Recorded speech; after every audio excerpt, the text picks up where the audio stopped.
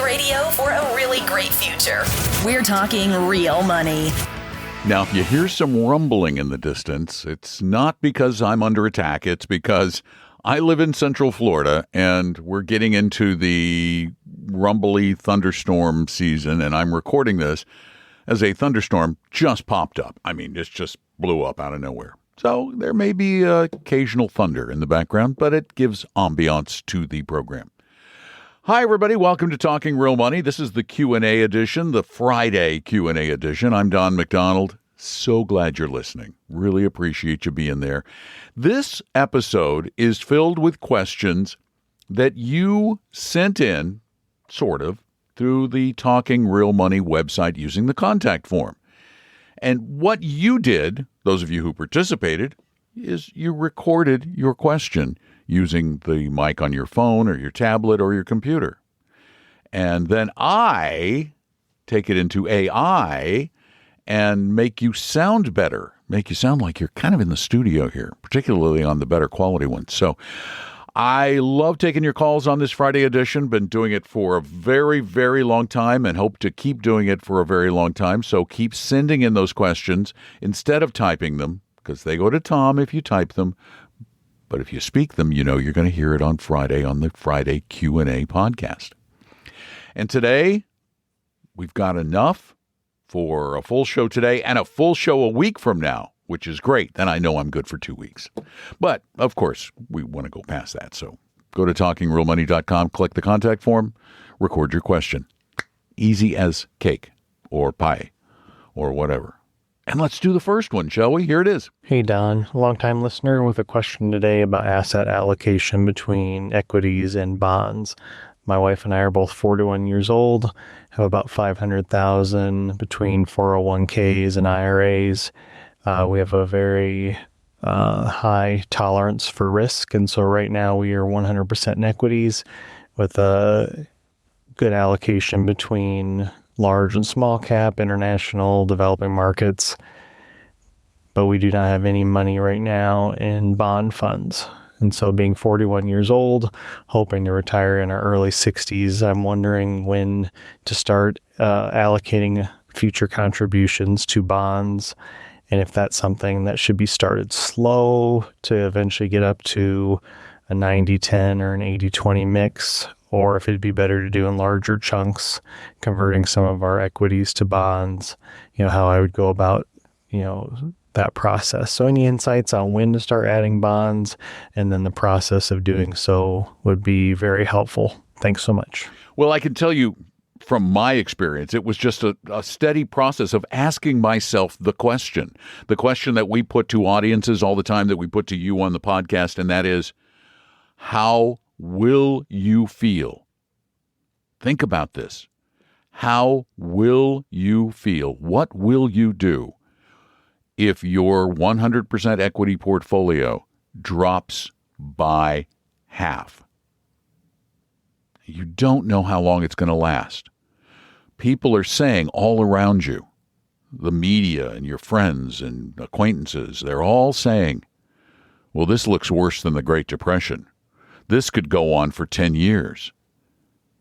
How comfortable are you with sitting still and waiting? If you can say, I'm 100% comfortable with that, I don't care how horrible the news is around me, then you can continue to be 100% in equities. Problem is, I don't know too many of those people. I once in a blue moon, in a crowd of several hundred, I'll get a hand to go up and say, yeah, I'm comfortable with that, but it's not the norm. So you really need to honestly ask yourself that question, and then do that every year. Ask that question again. Am I comfortable? I'm now at X amount. Wow, I've really built up a lot of wealth. Am I comfortable seeing that decline by half with no guarantee? Just the likelihood that it'll come back, but no guarantee. When you start saying, I'm just not comfortable, that's when the process needs to begin. And yeah, it can be gradual. You may want to go when the answer is finally, I'm not that comfortable. Maybe that's when you start looking for tax planned ways to sell some of the assets you have in equities. And it depends on your tax bracket and your situation, but you start to sell some of those, you start to buy some fixed income. And do use high quality fixed income because you're buying bonds and the like to dampen volatility. It really is just a personal, you got to ask yourself about your feelings and how you're going to feel in the future. And then you begin the process. Thanks so much for your question. Send yours in. Just go to talkingrealmoney.com. Speak it into your computer or your phone like this. Hey, Don. I would be curious to hear what your exact portfolio is and what positions you hold and what percentage you hold. It would just be fun to learn that and maybe hear about that. Thank you. Bye-bye. I don't know that I've ever done it specifically, but I don't see why not. I'm not going to give you the numbers, but I'll give you percentages. And it ties in very well with the previous question. My allocation in the last 10 years has changed dramatically. 10 years ago, my portfolio was probably about 80-20. I was pretty aggressive with my portfolio. But as I've grown older, I don't want to take that kind of risk anymore. I don't want to suffer. I'm not comfortable suffering a 50% down year. I'm just not. I'm going to have to rely on this money. And, it's not a lot. It's enough, I think. We're going to live a decent lifestyle, but certainly not an extravagant one. And I don't want to risk it. I don't know, how my future health will be, what my future prospects will be for working. I want to work as long as I can, but I don't want to take that risk anymore. So here's my breakdown. I manage my own portfolio. I choose my own allocation. I am currently, I'm about 55% in stocks and about 45% in fixed income. I am pretty evenly divided between U.S. and international.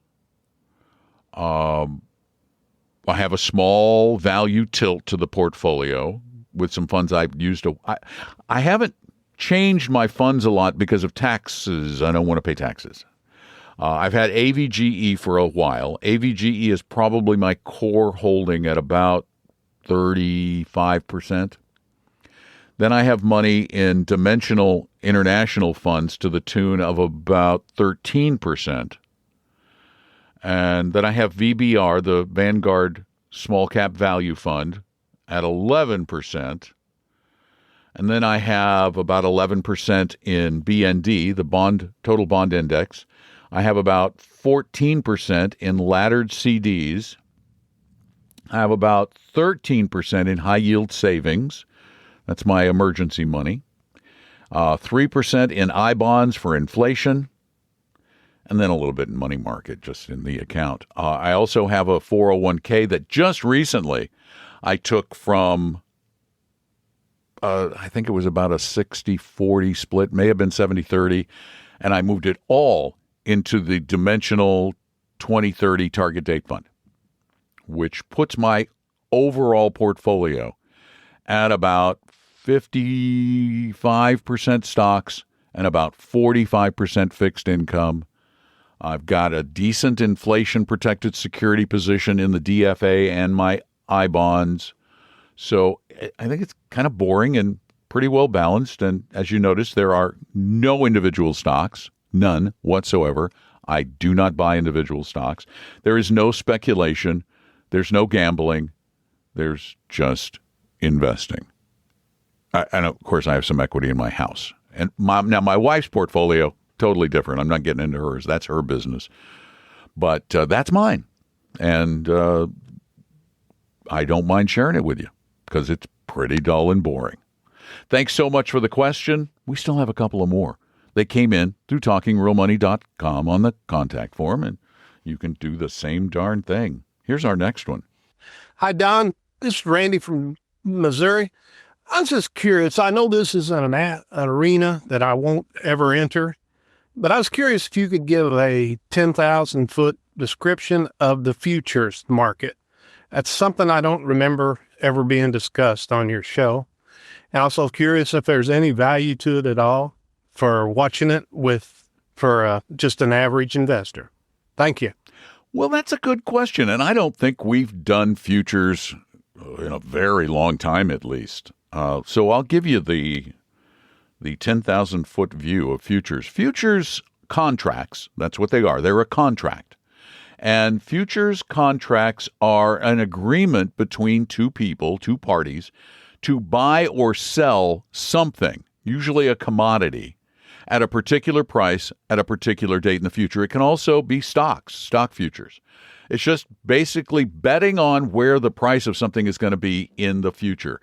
You'll hear people trade oil futures, they trade grain futures, they trade metals futures, they trade interest rate futures, they trade currency futures, is what the future value of currencies is going to be.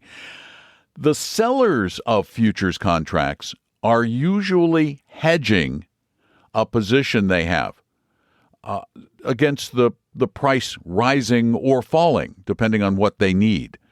For example, there was a time not too long ago when oil prices were rising very rapidly, and some airlines bought a bunch of futures contracts to lock in the price of oil. Now, their risk was, what if the price of oil falls? Well, they still have that contractual obligation to either buy the oil or they have to sell that contract to somebody else.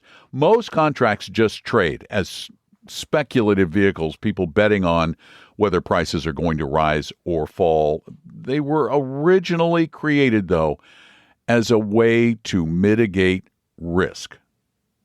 Like a farmer would sell futures contracts against their crops in case they had a bad year, so they could get something. They know that was a way so they would know exactly what they get paid when it's harvest time per bushel, too, like for crops. Today, they're speculative. They're unless you're a farmer, you have no use for them practically except to bet. And we don't believe in betting. So you shouldn't pay any attention. Ignore futures contracts entirely. But thanks for the question, and thanks for listening. And I think, well, golly, this is our last question for the day. You see, we could use more questions sent in at talkingrealmoney.com on the contact form, because then I could make this podcast longer. But I have to keep some powder dry for next week, so I can't use them all up. So I'm at 4. 4 questions seems to be the average, but I'd love to take that to 5 or 6. But I need the questions. So go to talkingrealmoney.com, send in questions if you have them. Let's go to the last one. Hi, Don. This is George from Missouri. Quick question for you. Wondering if this is the right time to move to an AUM advisor or perhaps a fee-only advisor, a fee-for-service advisor. We talked to an advisor at Appella, and our financial summary is roughly $600,000 in 401k and IRA assets between the wife and I. We've got an annuity we plan to annuitize in just a couple years at age 61. However, it's bought with IRA funds, and we're thinking about rolling that $55,000 worth of cash value back into an IRA to invest a little more aggressively. We also, myself, I have a 401k worth about $160,000. I have an HSA that is worth about $65,000 that we actually have invested for the long term, hopefully to use that for medical expenses after age 65. And so we also have a real estate portfolio valued at about $1.6 million that brings in roughly $12,000 gross on a monthly basis. It's 15 units. We enjoy managing them. We may pair off 1 or 2 units here and there just to supplement our savings, but overall, we enjoy the income that we get from that. And my thought is at age 58, it might be a good time to start to work with an advisor, because of the fact that I believe at age 63, some of our decisions could impact our IRMA premium/penalty at age 65, but also needing to really look at creating a plan for income in the future and where exactly we can pull income from and how the taxes would perhaps play into that. But not sure if the asset level is high enough at this point. Our appellate advisor, after reviewing our portfolio indicated that our investments actually were pretty good. Overall, we were pretty close to Apella's returns, but our downside was probably about 10% riskier than what Apella's would be. And so just wondering, would this be the right time to move to a AUM model, or are we a little bit early and should wait closer to actual retirement age? Thanks for all you guys do. Take care. Bye-bye. Well, thanks for the question, and it's a really good one because we say that as you get to retirement, as you're getting close to it, that's the time when it really starts to matter. Having an advisor who works for you all the time, which is what a fee-only investment advisor like Apella does. They work for you all the time. And what you get when you hire an advisor, the biggest thing you get right off the bat, and it's really important, is the beginnings of a plan. And you're getting there. I don't know if you're exactly there yet. You'll know when you're there. But you're getting close. So is there a big hurry? No, there's never a big hurry to do this. Not when you're in your 50s or 60s. But it's time to start thinking about it. Yeah, it definitely is time to start thinking about it. And whether it's an Apella advisor or another one, you want to stick with fee-onlys because they're fiduciaries and they don't sell commission products. And really, when it comes right down to it, when you're dealing with somebody who sells commission products, the amount you pay them that you don't even notice is huge. So yeah, you have enough money now, and it's, by the way, it's not going to be particularly expensive because they're only going to charge you on the assets under management by the firm, not your real estate or your HSA or the 401. So you're not going to pay a ton. It's going to be pretty affordable. I think you probably should consider it in the next 2 years because you're going to start taking money and you need to determine what the best way to go with that annuity is. As you said, you got to figure out what Irma's going to do in a few years after that. But you said you're going to start taking some possibly at 61. So that's when I would probably around there. That's when I think it becomes critical. But you're in the ballpark. And we're glad you checked with our folks. And if you want some help from one of our folks at Apella, as you just discovered, we do it for nothing. We don't try to sell you. There was no high-pressure sales pitch involved. You notice that? It's not like, oh, yeah, you got to hire us like right now. No, because that's not the way it works when you're doing what's best for your clients or just our listeners. We've always offered free help to anybody who asks. Doesn't matter what size your portfolio is. We're going to look it over just like we did for this one, and tell you what we think of it. And as you noticed, our Apella advisor didn't say, oh, man, this thing stinks. They said, this is pretty darn good. You're matching our returns. Your risk is just a little higher, possibly. That's the kind of information you're going to get. So go to talkingrealmoney.com, click on the button that says Meet an Advisor, and you can meet with one of our advisors. You can even meet with Tom or both. And please, if you have some questions, go to talkingrealmoney.com and send those in. Record them. If you're a Friday listener, you know you like this format. So record your questions at talkingrealmoney.com. Don't type them. We don't want Tom getting those. And please keep listening and tell a friend or 2 or 10. And we really appreciate you being there. Thanks for being a listener 5 days a week to the Talking Real Money podcast. I'm Don McDonald. The opinions and views expressed on this podcast were current on the date recorded.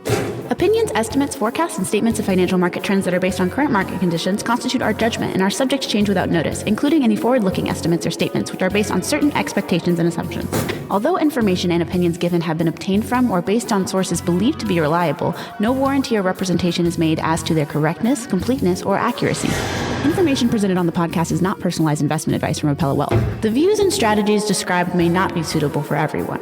This podcast does not identify all the risks, direct or indirect, or other considerations which might be material to you when entering any financial transaction. Past performance does not guarantee future results, and profitable results cannot be guaranteed. We hope you realize that the information provided on Talking Real Money is for informational, educational, and hopefully enjoyable purposes only. The podcast is not trying to get you to buy or sell any financial products or securities. Instead, the program is provided as a public service by Apella Wealth, a fee-only registered investment advisor. Please see Apella Wealth's ADV Part 2A on our website for information regarding Apella's Appella's fees and services. Appella Capital, LLC, DBA Appella Wealth, is an investment advisory firm registered with the Securities and Exchange Commission. The firm only transacts business in the states where it is properly registered or excluded or exempt from registration requirements. Registration with the SEC or any state securities authority does not imply a certain level of skill or training. Appella does not provide tax or legal advice, and nothing either stated or implied here should be inferred as providing such advice. Thanks for listening, and please visit TalkingRealMoney.com for more information and important disclosure related to performance of any specific index or fund quoted in this podcast. And the lawyers get richer.